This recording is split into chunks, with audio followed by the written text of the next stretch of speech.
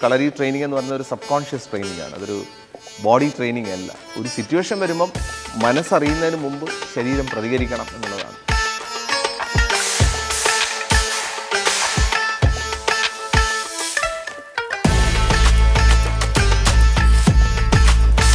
കളരിയിൽ ഏറ്റവും most dangerous weapon എന്ന് പറയുന്നത് ഉറുമിയാണ്.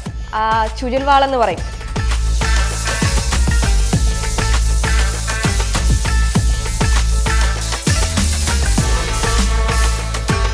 ഗോപിക കൂടുതൽ പെർഫോം ചെയ്യുന്നത് സോഡ് ആൻഡ് ഷീൽഡാണ്. അപ്പോൾ അതിനകത്ത് തന്നെ പലതവണ ഇഞ്ചുറീസ് ഉണ്ടായിട്ടുണ്ട്.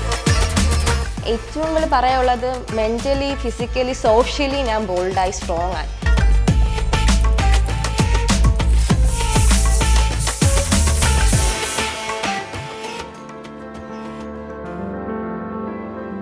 ഞാൻ 10ാമത്തെ വയസ്സിലാണ് എൻ്റെ കളരി പഠനം സ്റ്റാർട്ടാകുന്നത്. 5th, 6th, 7th സ്റ്റാൻഡേർഡൊക്കെ പഠിച്ചത് നേമം UPSലാണ്. അവിടെ ആക്ച്വലി കരിക്കുലർ ആക്ടിവിറ്റീസിന് വേണ്ടി കളരി കൊണ്ടുവരികയാണ്. എനിക്ക് കളരി എന്താണെന്നും അങ്ങനെയൊന്നും അറിഞ്ഞുകൂടായിരുന്നു. ജസ്റ്റ് എന്താണെന്ന് അറിയാൻ വേണ്ടിയിട്ട് എന്താണ് സംഭവം, മീൻസ് ഞാൻ കളരിയെ പറ്റി കേട്ടിട്ടൊന്നുമില്ല. ഉറുമി സിനിമ കണ്ട ശേഷം ഓക്കെ അതിലെന്തോ ഒന്നുണ്ട് എന്നൊരു ഇതിൽ പോയി ചേർന്നതാണ്. പിന്നെ അവിടെ നിന്നിട്ട് അവർ പറയുവാണ് ഇങ്ങനെ കളരിപ്പയറ്റിൽ നാഷണൽസ് അടിച്ചാൽ ഇപ്പം മാസം സ്റ്റൈഫൻഡ് കിട്ടും. ഒരു ബിലോ മിഡിൽ ക്ലാസ് ആയിരുന്നു ആ സമയത്തൊക്കെ. അപ്പം ആ സമയത്ത് പെട്ടെന്ന് ഓക്കെ ഒന്ന് ട്രൈ ചെയ്ത് നോക്കാം എന്നുള്ള കണക്കിനാണ് ഞാൻ പോകുന്നത്.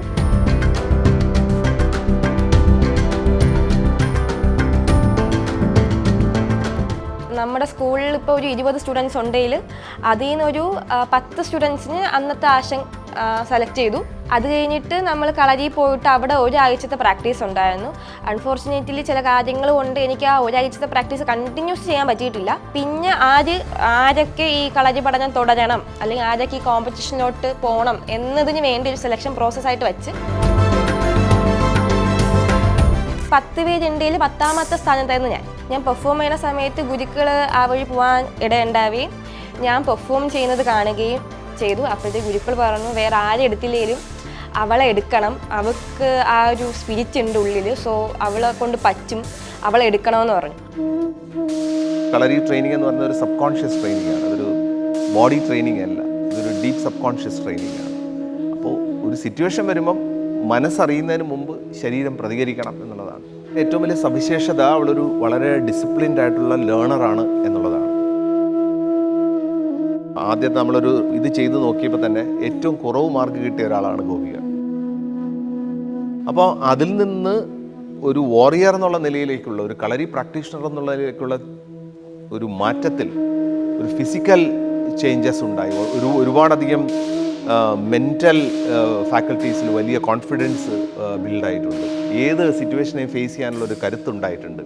അപ്പോൾ അന്നത്തെ പ്രത്യേക സാഹചര്യത്തിൽ നടന്ന നമ്മൾ നടത്തിയ കാര്യത്തിൽ അവരുടെ പെർഫോമൻസ് അന്ന് മോശമായിരുന്നു. പക്ഷേ അറ്റ് ദ സെയിം ടൈം എനിക്ക് ആ ഒരു വാറിയർ സ്പിരിറ്റ് അവളുടെ ഉള്ളിലുണ്ട്. ഇവളെ നമുക്ക് നല്ലൊരു പെർഫോമർ ആക്കാനും നല്ലൊരു കളരി പ്രാക്ടീഷണർ ആക്കാനും പറ്റും എന്നുള്ളൊരു കോൺഫിഡൻസ്, ഒരു ഗട്ട് ഫീലിംഗ് ആണ്. അതിൽ നിന്നാണ് സെലക്ട് ചെയ്തത്. അതിൽ നന്നായിട്ട് പെർഫോം ചെയ്തവർ ഇന്നിവിടെ ഇല്ല. പിന്നെ അവിടെ നിന്ന് ആ വർഷം തന്നെ ഡിസ്ട്രിക്റ്റ് ഇറങ്ങി ഗോൾഡ് ആയിരുന്നു. പിന്നെ സ്റ്റേറ്റ് ഇറങ്ങിയപ്പോൾ എനിക്ക് 3rd പ്രൈസ് ആയിരുന്നു. അപ്പോഴാണ് എന്നോട് എല്ലാവരും ഈ സ്റ്റോറി പറയുന്നത്. ഗുരുക്കൾ ഇങ്ങനെ പറഞ്ഞിട്ടുണ്ട്, ഗോപിയ ഗുരുക്കൾക്ക് നിന്നോട് ഭയങ്കരമായിട്ട് വിശ്വാസമുണ്ട്, ഗുരുക്കൾ എപ്പോഴും പറയും എന്താണ് നിന്നിലുള്ളൊരു സ്പിരിറ്റ് ഉണ്ട്, അപ്പം നിന്നിലുള്ള കാണും, നീ അത് കണ്ടെത്തുമെന്ന് പറയും. അപ്പം എനിക്ക് വാശിയായി, കാരണം സ്റ്റേറ്റിൽ 3rd പ്രൈസ് അടിച്ച് എനിക്ക് നാഷണൽസ് ഗോൾഡ് മെഡൽ തന്നെ അടിക്കണമെന്ന് എനിക്ക് വാശിയായി. ഗോപിക കൂടുതൽ പെർഫോം ചെയ്യുന്നത് സോഡ് ആൻഡ് ഷീൽഡാണ്. അപ്പോൾ അതിനകത്ത് തന്നെ പലതവണ ഇഞ്ചുറീസ് ഉണ്ടായിട്ടുണ്ട്. ഞാൻ ഓർക്കുന്ന ഒരു കാര്യം, നമ്മുടെ ഒരു ചാമ്പ്യൻഷിപ്പ്, എനിക്കൊന്ന് സ്റ്റേറ്റ് ചാമ്പ്യൻഷിപ്പ് നടക്കുന്ന സമയത്ത് ഒരുപാട് തുന്നിക്കെട്ടലുകളോടുകൂടി മത്സരിച്ചു. ആ മത്സരത്തിനിടയിൽ വെച്ച് ഗോപിയുടെ കയ്യിൽ നിന്ന് സ്റ്റിച്ചസ് പോവുകയും മുറിവുകളൊക്കെ അവിടെ നിൽക്കുമ്പോൾ തന്നെ നല്ല രീതിയിൽ അത് പെർഫോം ചെയ്ത് ഗോൾഡ് മെഡൽ വിൻ ചെയ്യുകയൊക്കെ ചെയ്ത പിന്നെ മൊമെൻറ്റ്സ് ഞാൻ ഓർക്കുന്നുണ്ട്.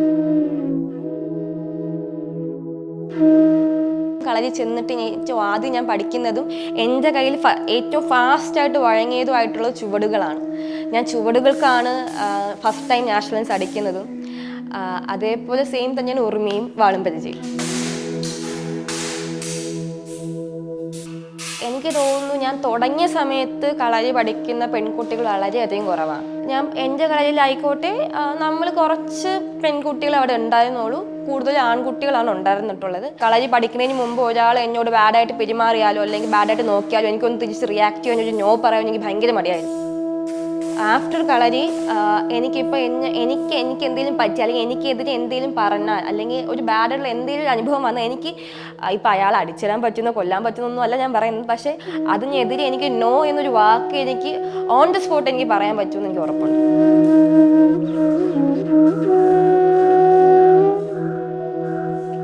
ഏറ്റവും മെമ്മറബിൾ ആയിട്ടുള്ള ഈവൻറ്റ് എന്ന് പറയുമ്പോൾ പൊന്നിയൻ തങ്കം തന്നെയായിരിക്കും. കാരണം എൻ്റെ ആദ്യ പൊന്നിയൻ തങ്കം. ഈ ഡബിൾ ഉറുമി എന്ന് പറയുന്നത് പൊന്നിയൻ തങ്കത്ത് പോയതിന് ശേഷമാണ് വൈറലായി തുടങ്ങുന്നത് ആക്ച്വലി. അർജുനാശം പറഞ്ഞു ഗോപിക നന്നായിട്ട് ഡബിൾ ഉറുമി ചെയ്യണം, കാരണം കഴിഞ്ഞ വർഷം വന്നിട്ട് നീ പോയതാണ്, സോ ഈ വർഷം നന്നായിട്ട് ചെയ്യണം എന്ന് പറഞ്ഞു. അപ്പം ഞാൻ പറഞ്ഞു ഓക്കെ ചെയ്യാം. അപ്പം ഞാൻ അത്രയും ഡൗൺ ആയിട്ട് നിന്നുകൊണ്ട് ഞാൻ അത്രയും സ്പീഡ് എടുത്ത് അത്രയും പവർ എടുത്ത് ചെയ്തതാണ്, പക്ഷെ ഇപ്പം അത് അത്രയും വൈറലായത്.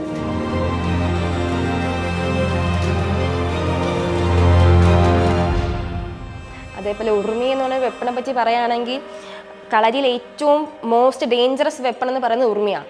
ഉറുമി പഠിച്ചെടുക്കാൻ അത്ര ഈസി ആയിട്ടുള്ള കാര്യമൊന്നുമല്ല. കാരണം ചുരുൾവാളെന്ന് പറയും. കാരണം അത് ഫ്ലെക്സിബിൾ സോഡ് ആയതുകൊണ്ട് കഴിഞ്ഞാൽ നമുക്ക് കയ്യിൽ നമ്മൾ കൺട്രോൾ ചെയ്യാൻ ഭയങ്കര പാടാണ്. നമ്മുടെ സോഡ് പോലെയല്ല ഫ്ലെക്സിബിൾ സോഡായിട്ടുള്ള ഉറുമി എന്ന് പറയുന്നത്. അത് കൺട്രോൾ ചെയ്യാനും അല്ലെങ്കിൽ അത് പഠിച്ചെടുക്കാനും നല്ല ഫോക്കസ് ആയിട്ടുള്ള ആൾക്കാർക്ക് മാത്രമേ ചെയ്യാൻ പറ്റത്തുള്ളൂ. അതേപോലെ തന്നെ ഉറുമി എന്ന് പറയുമ്പോൾ നമുക്കത് വെട്ട് കിട്ടാൻ ചാൻസ് കുറവാണ്. കാരണം നമ്മൾ അത്രത്തോളം പ്രാക്ടീസ് ആയിട്ടുള്ള ഒരാൾ മാത്രമേ ഉറുമി ചെയ്യാറുള്ളൂ. പക്ഷെ വെട്ട് കിട്ടിക്കഴിഞ്ഞാൽ അതിൻ്റെ ഡെപ്ത് ഭയങ്കര കൂടുതലായിരിക്കും. കാല് പൊട്ടാനും അല്ലെങ്കിൽ ഇപ്പം എന്താണോ ഇപ്പം ചെവിയൊക്കെ തൊട്ടാൽ ചെവിയൊക്കെ മുറിഞ്ഞു പോകാനൊക്കെ സാധ്യത ഉള്ള കാര്യങ്ങളാണ്.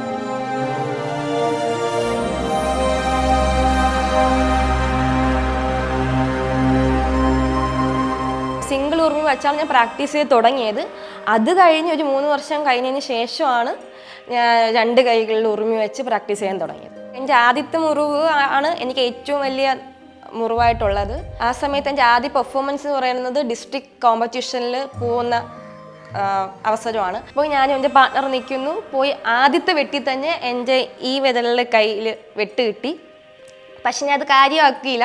ഞാൻ വെച്ചാൽ കുഞ്ഞു മുറിവായിരിക്കും. കാരണം എനിക്ക് ഇതുവരെയായിട്ട് ഇത്രയും ഈ മുറിവ് 5 സ്റ്റിച്ചിൻ്റെയാണ്. അപ്പോൾ എനിക്ക് ഇത്രയും ഈ 5 സ്റ്റിച്ചിൻ്റെ മുറിവൊന്നും എനിക്ക് കിട്ടിയിട്ടില്ല. സോ അതിൻ്റെ പെയിൻ എങ്ങനെയാണ്, ഡെപ്ത് എങ്ങനെയാണെന്ന് എനിക്ക് അറിയത്തില്ല. ഈ മുറിവ് കിട്ടിയപ്പോൾ ജസ്റ്റ് ഒരു തരിപ്പ് പോലെ ഉണ്ടാകുന്നുള്ളൂ. അപ്പം ഞാൻ വെച്ചാൽ കുഞ്ഞു മുറിവായിരിക്കുന്നത്. അത് വച്ചിട്ട് ഞാൻ ബാക്കി 3 ഐറ്റം ചെയ്തു.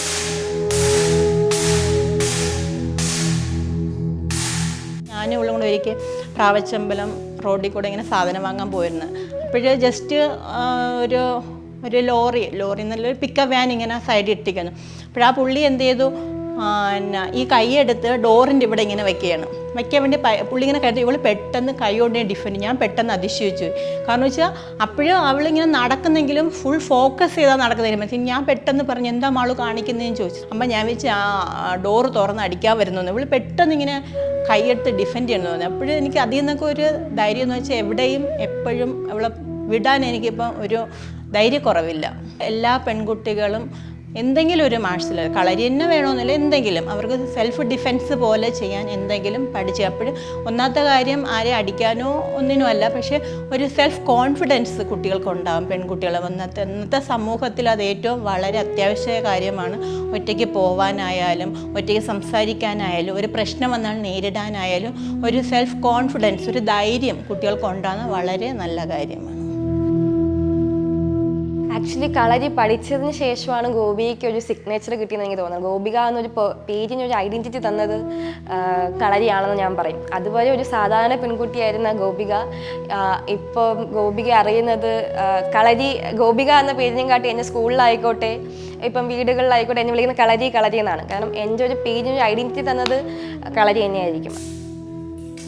ഏറ്റവും കൂടുതൽ പറയാനുള്ളത് മെൻ്റലി, ഫിസിക്കലി, സോഷ്യലി ഞാൻ ബോൾഡായി, സ്ട്രോങ് ആയി.